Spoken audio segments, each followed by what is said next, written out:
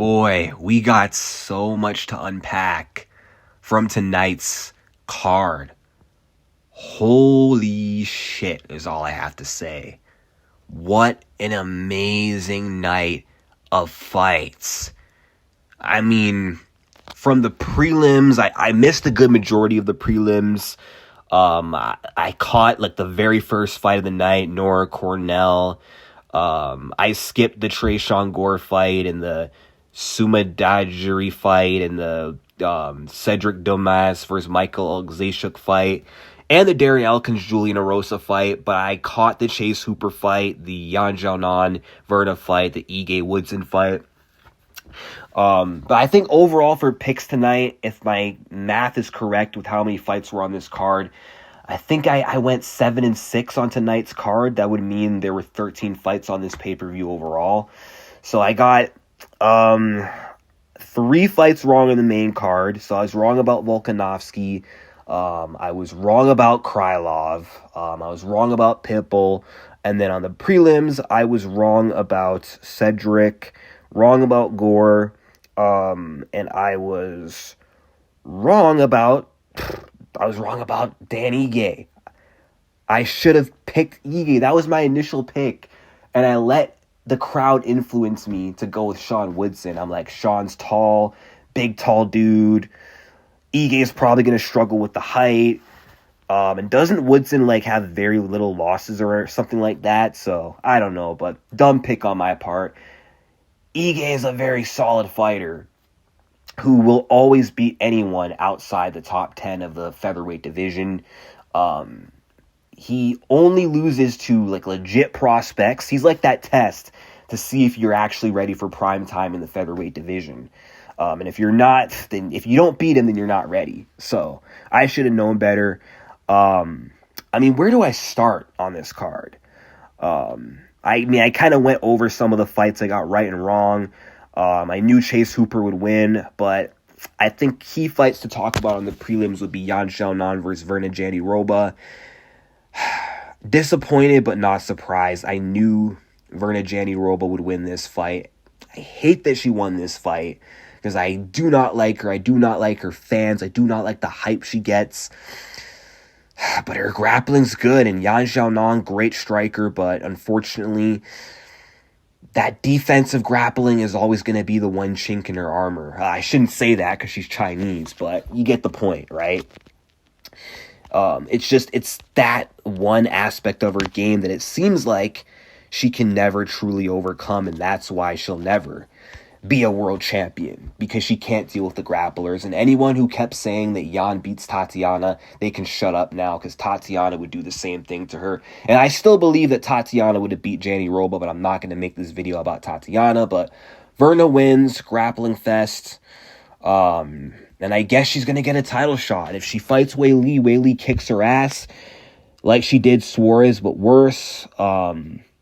Maybe not worse, but Wei Li beats her. If Wei Li vacates and goes to flyweight, then Verna might win the vacant title if it's against Mackenzie Dern. But actually, Dern already beat her, so Dern might actually have a good chance. And then Ige Woodson. What was I thinking, man? I hardly paid attention. I was like at the bar. I was like talking to my dad. Not really looking at the screen, but I just kind of remember Woodson bouncing around the outside. And then round 3, I see Ige wobbles him, and the fight gets stopped. I'm like, damn. But all right, let's get into the main card now. Reyes was my initial pick. I was leaning him this whole time when the fight got announced, but I saw so many people picking Nikita, and I'm like, you know what? I got to really think. And I got to think about how Krylov can win this fight, you know? And again, I let the crowd influence me. And I paid for it because Dominic Reyes knocked out Krylov in the first round. I mean, Krylov had nothing for Dominic Reyes. Nothing for Dominic Reyes. Reyes is way better on the feet. Krylov didn't even attempt a takedown, probably because he respected Reyes' takedown defense. And I said if Reyes wasn't washed, he wins. And I said, this is going to be the fight that's going to be a test to see where Reyes stands in the division. He beat Krylov, which is a good win. Now he's going to be in the top 10 again, top 8, top 7. And I say the fight to make for Dominic Reyes is the winner of Jamal Hill, Khalil Rountree, or maybe give him Alexander Rakic. That would be a good matchup for Dominic Reyes. He's got options. Maybe even a Jan rematch because Jan is washed up, but I don't know. I might not risk giving Reyes someone who already beat him in the past. Styles make fights, but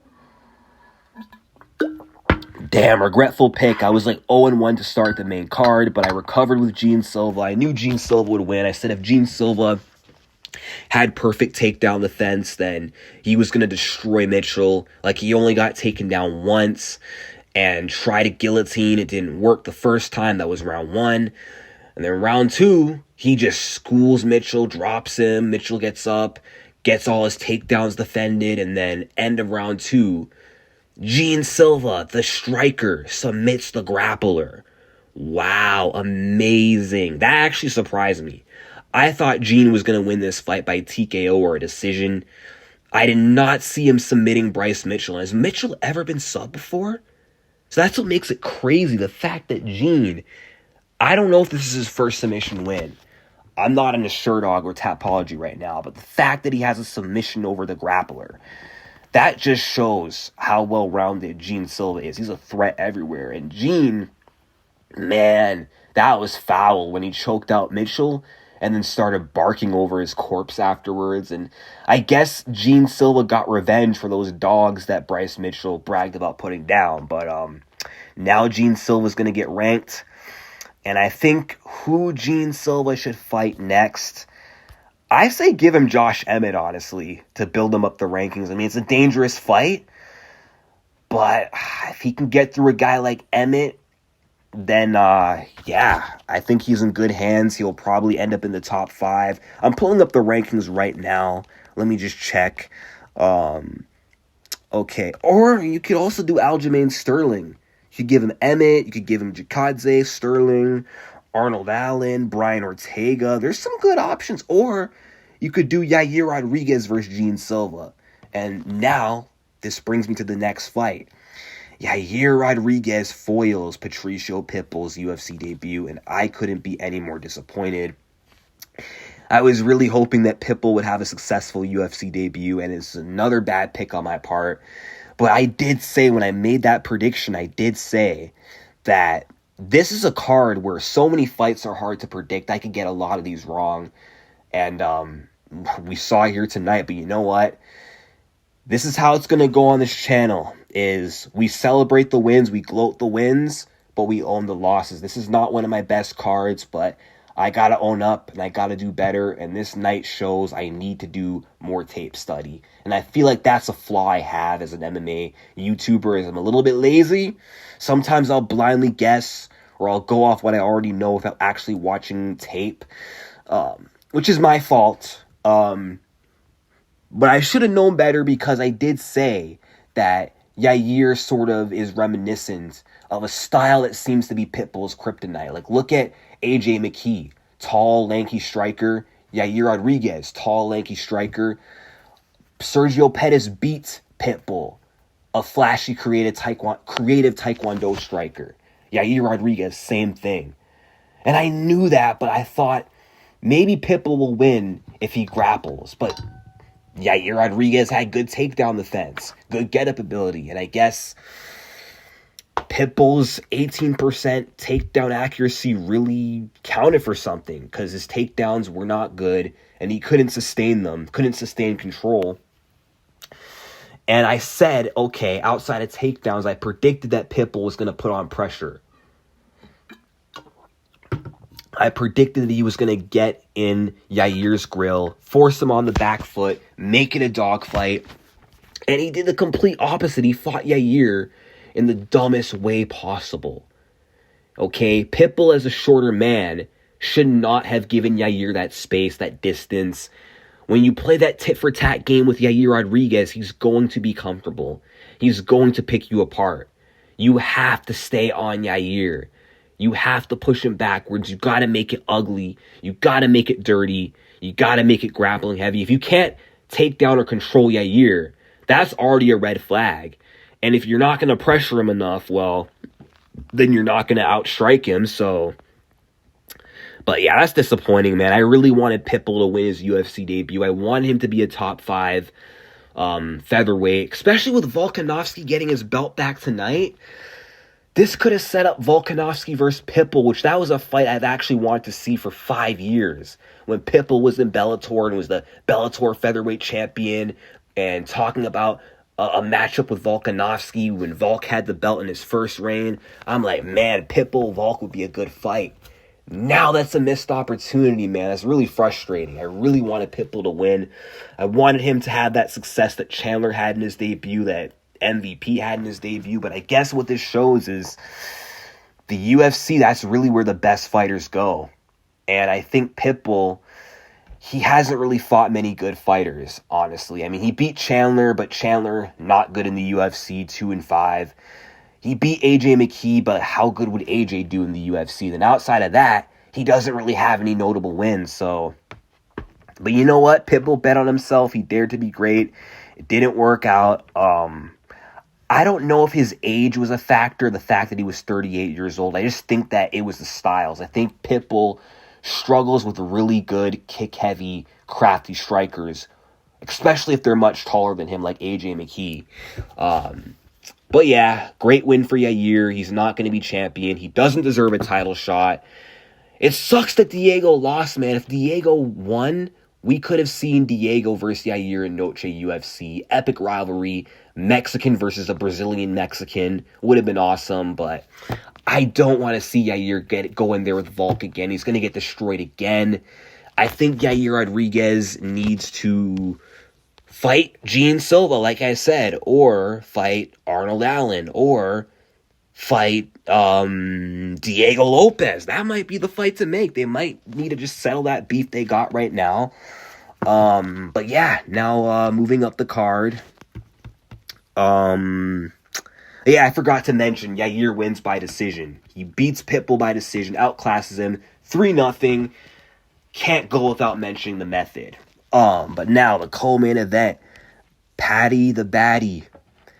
I said in my prediction video, it was just in the air that Paddy Pimblett was going to win.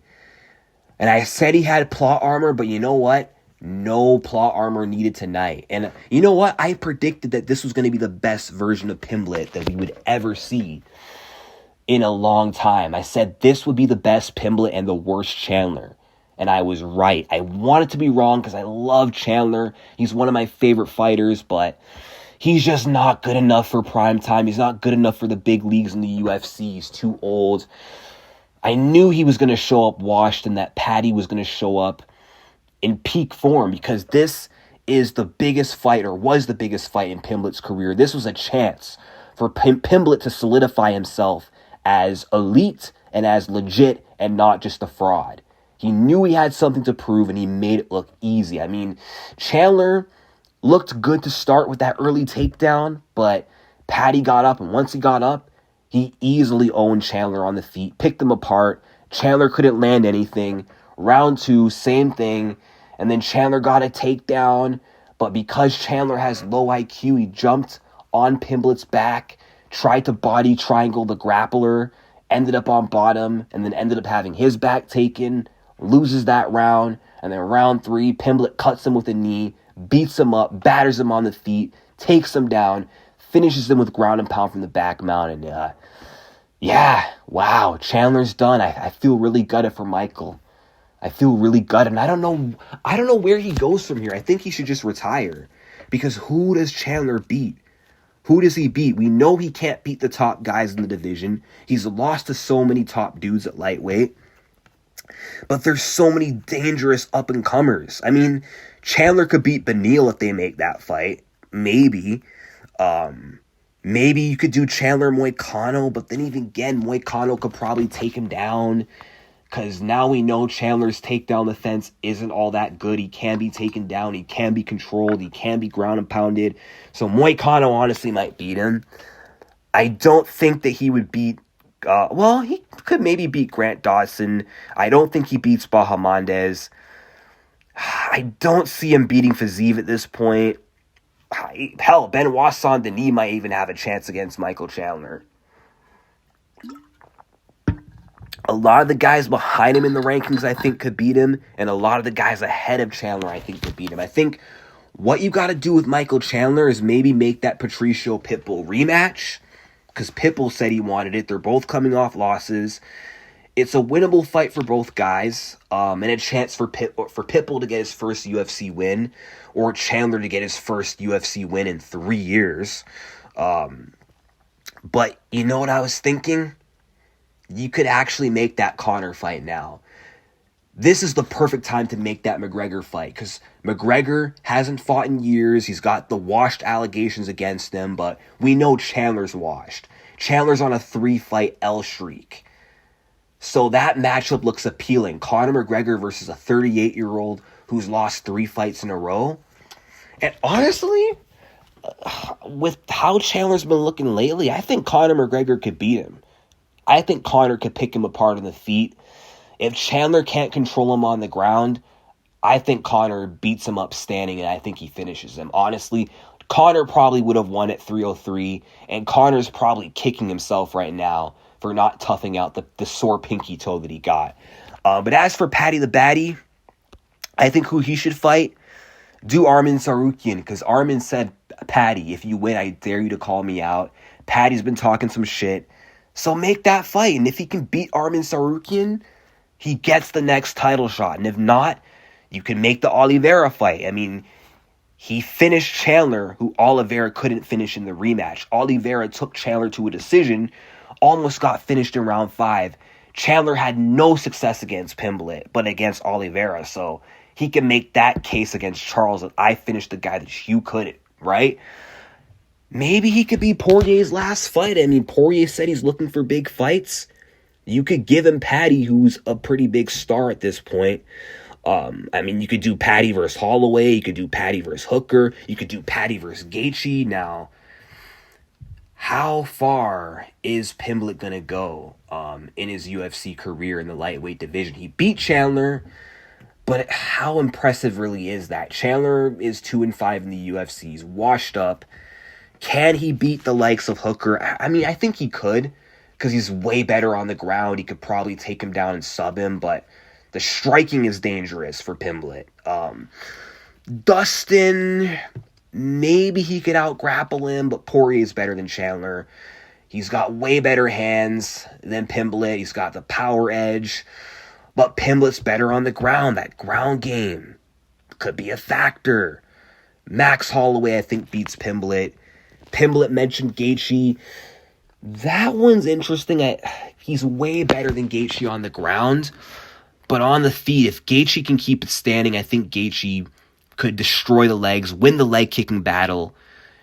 And I think because he's a better striker than Chandler, I think he could put hands on Paddy and maybe chin him. Maybe. Because he's not a short 5'6" mini fridge of a man. Gaethje's like the same height as Pimblett, so that would help him.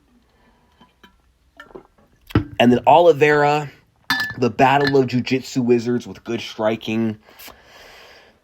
I mean, honestly, it's kind of crazy. Pimblett did the best against Chandler than any other of Chandler's UFC opponents, even the ones who beat him. Because he beat Chandler easier than Oliveira did both times. But Oliveira, I would probably just go with Charles Oliveira because he can grapple with Pimblett. He wouldn't be afraid of the takedowns. He could take Pimblett down. He could defend Pimblett's submissions, and he's got cleaner striking than Chandler. He's not short like Chandler. He's tall.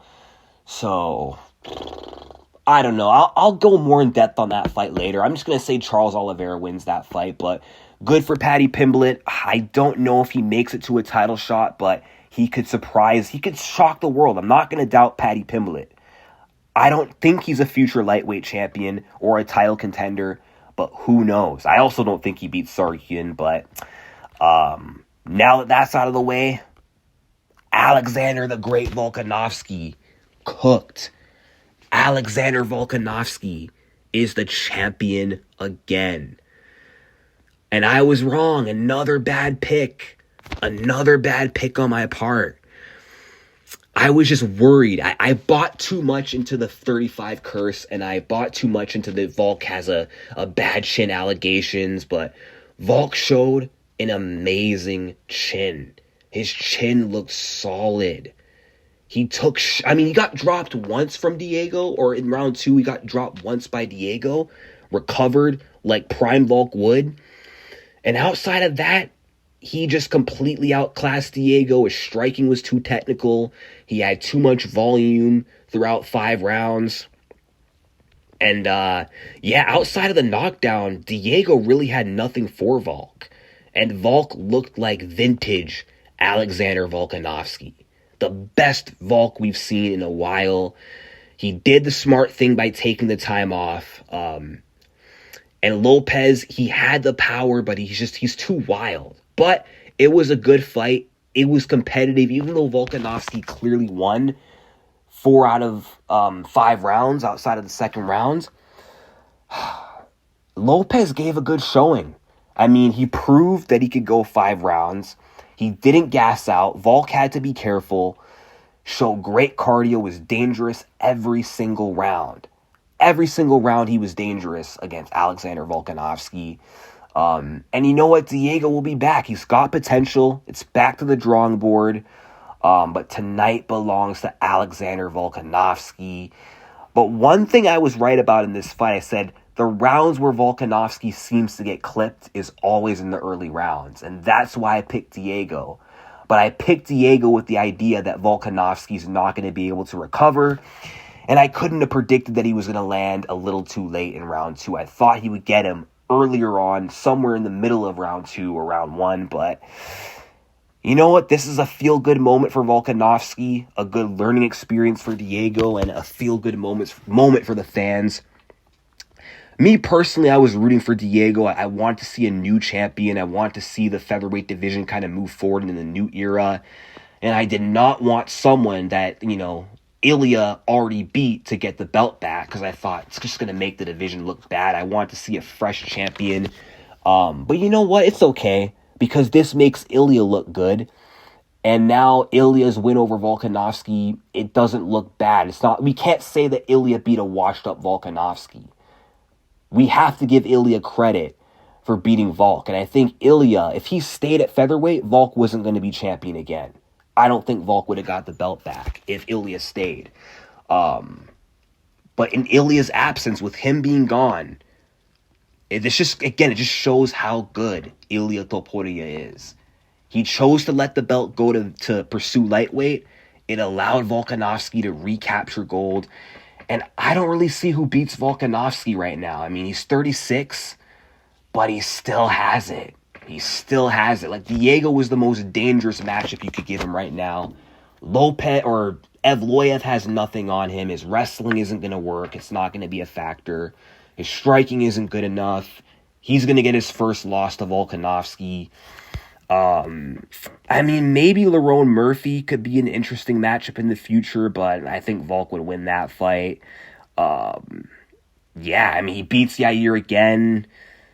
It's Volk's world again, I guess. Volkanovski back on top of this division. And I am 2-4 on title fights in 2025. Big shame. Not proud of myself. I should not have counted out Volk, but I was underconfident for a reason. There was a reason why I was not confident in my prediction, because I knew Volkanovski could still show up and be good. And I said, if anyone could break the 35 curse, it's Volk. I knew if anyone could do it, it's Alexander Volkanovski, and he did. He proved everyone wrong. The odds were against him, and he defied all odds. He made Ilya look good. And honestly, it doesn't matter if Ilya beat him and walked away. I don't think the light or the featherweight title is illegitimized like I thought it would be. I think I don't think they're going to forget, but they're not going to let that loss to Volk overshadow, or the loss to Ilya overshadow what Volk just accomplished, becoming a 2-time champion. But yeah, I don't really know what else to say. I'm kind of rambling, but the night belongs to Volk. And what an amazing night of fights. A main card where there was 3 finishes, only 2 decisions, but the main event, amazing. Volk looked good, but Diego was in the fight. But yeah, good night. Like and subscribe, and peace out.